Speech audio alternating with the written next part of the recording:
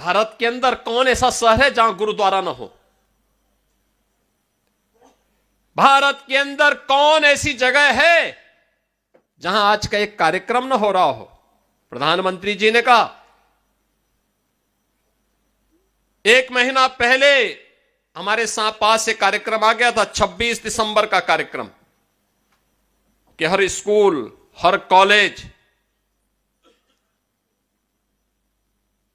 हर कार्यालय, हर स्थान पर एक कार्यक्रम होने हैं। हमने कहा हर जगह ये कार्यक्रम अवश्य होंगे। हमारे यहां कंपटीशन हो रहे हैं, हर जगह, हर स्कूल में कंपटीशन हुए, कहीं डिबेट हुए हैं वीर बाल दिवस पर, कहीं निबंध लेखन के कार्यक्रम हुए वीर बाल दिवस पर। उत्तर प्रदेश सरकार ने हर स्कूल, कॉलेजेस में, विश्वविद्यालयों में कंपटीशन भी करवाए हैं, आयोजन भी करवाए हैं। और आज भारतीय जनता पार्टी को अलग से भी कहा गया है, हर कार्यालय में भी, राष्ट्रीय स्वयंसेवक संघ के हर कार्यक्रम में भी वीर बाल दिवस के कार्यक्रम आयोजित हो रहे हैं।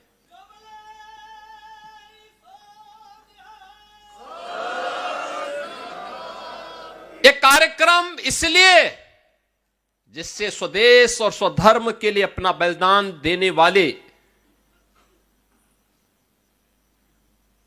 उन गुरुओं की परंपरा के प्रति हम कृतज्ञता ज्ञापित कर सके।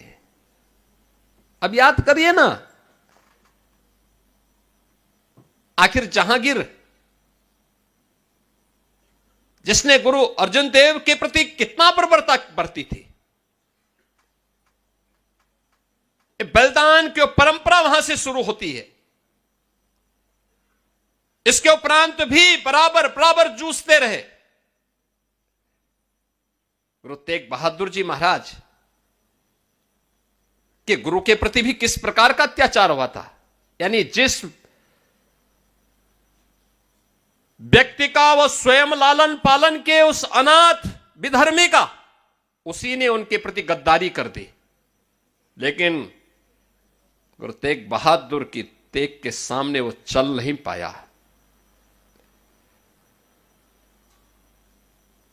और सब के बावजूद भी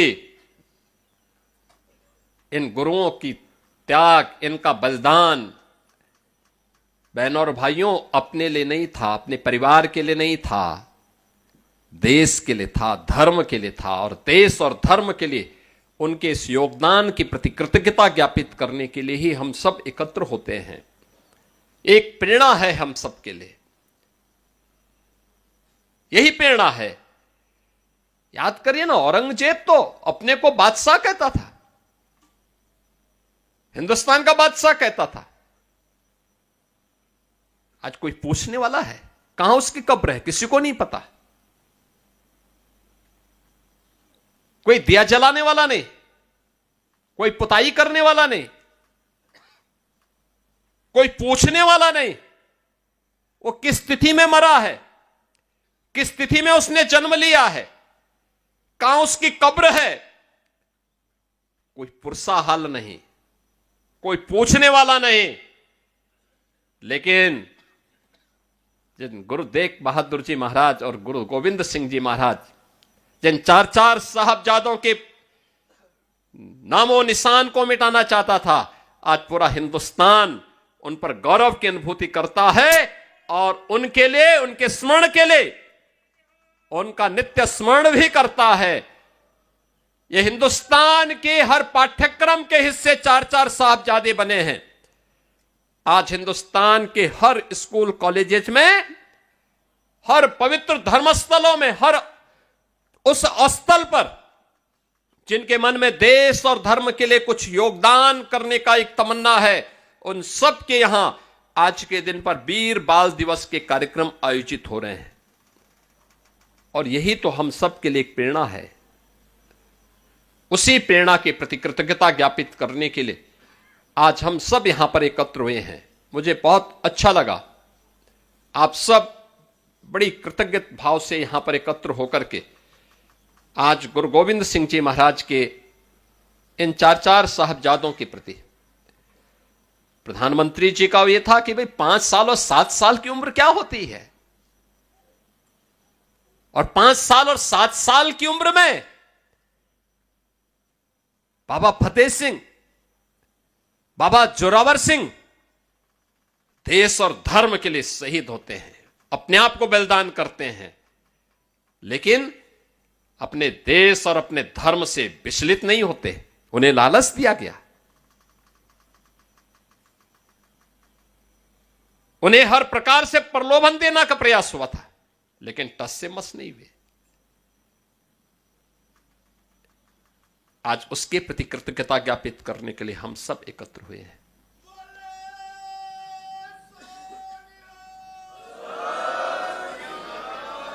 इतिहास उन्हीं का बनता है जिनके मन में त्याग और बलिदान का योगदान होता है, करने की एक इच्छा शक्ति होती है।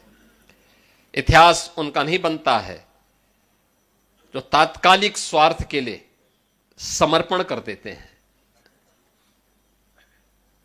देश समर्पण से नहीं चलता है, देश तो त्याग और बलिदान से चलता है। भारत का इतिहास उसी त्याग और बलिदान का इतिहास है। और हम कह सकते हैं सिख गुरुओं की परंपरा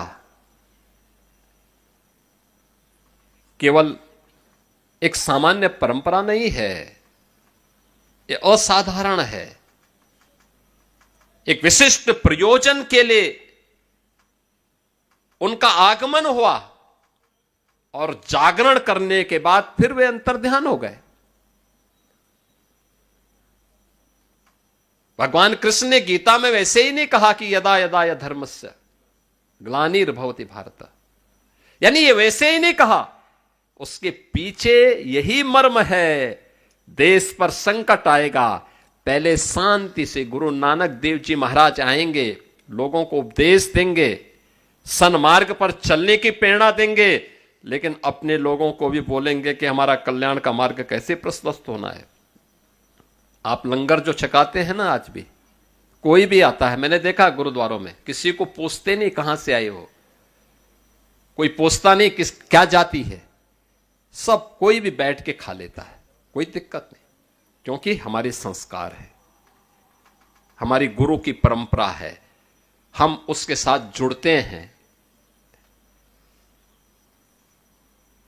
आज भी जिन पंच प्यारों को गुरु गोविंद सिंह जी महाराज ने खालसा पंथ की स्थापना के आधार बनाया था, वे भी सनातन धर्म की उन जातियों से थे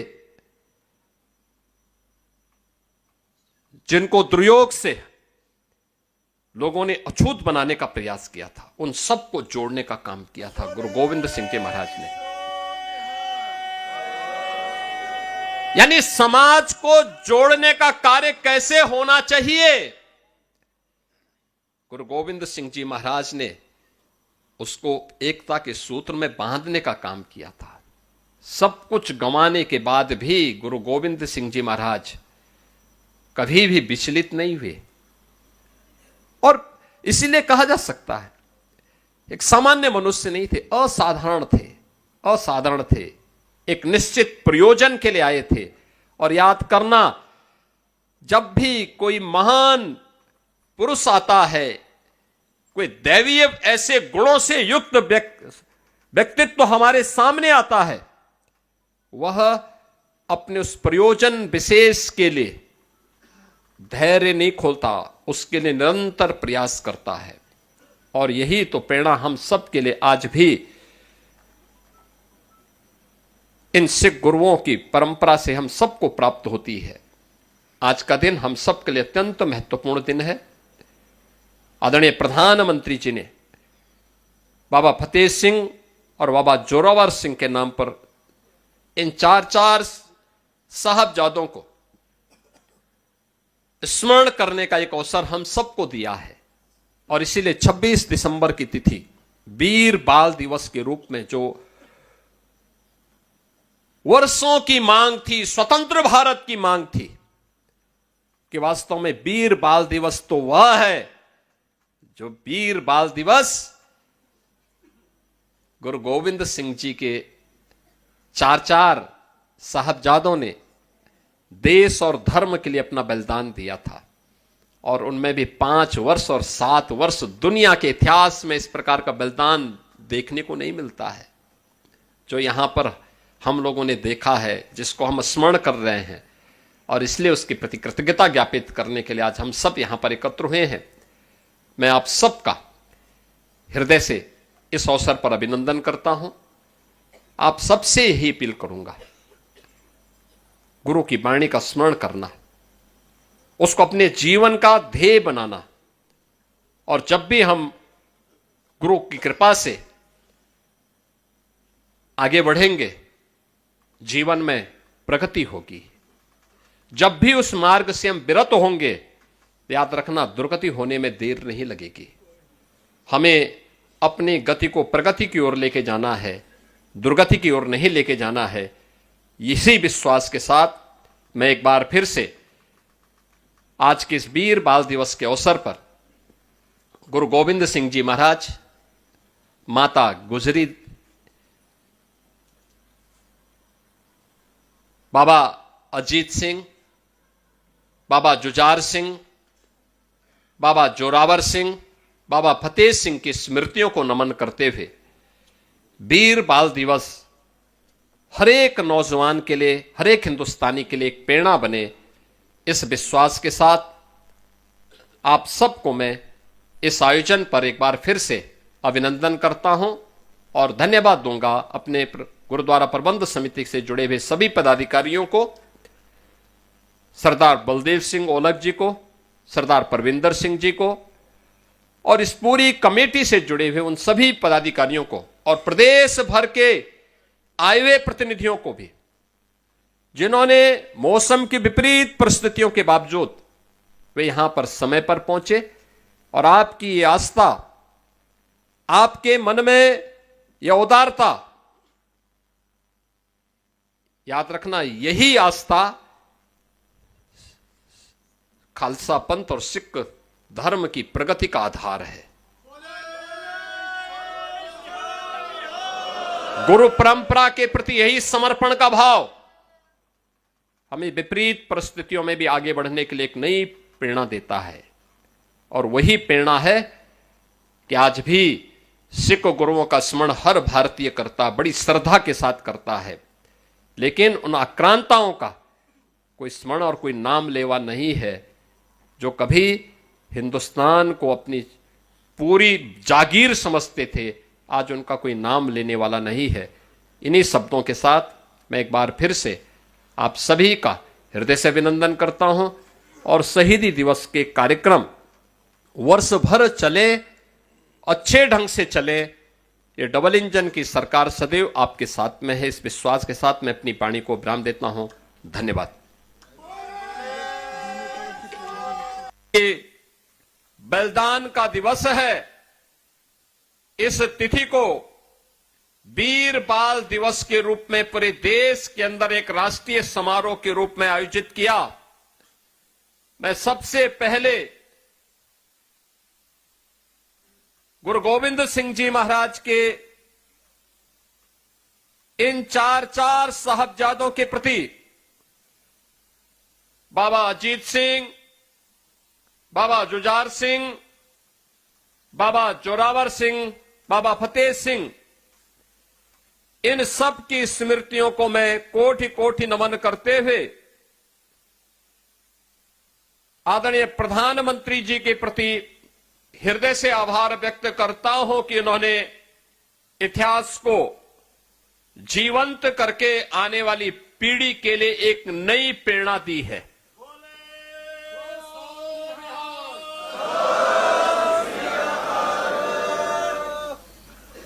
बहनों और भाइयों, सिख गुरुओं का इतिहास भारत के अंदर भक्ति और शक्ति का एक अद्भुत तेज का इतिहास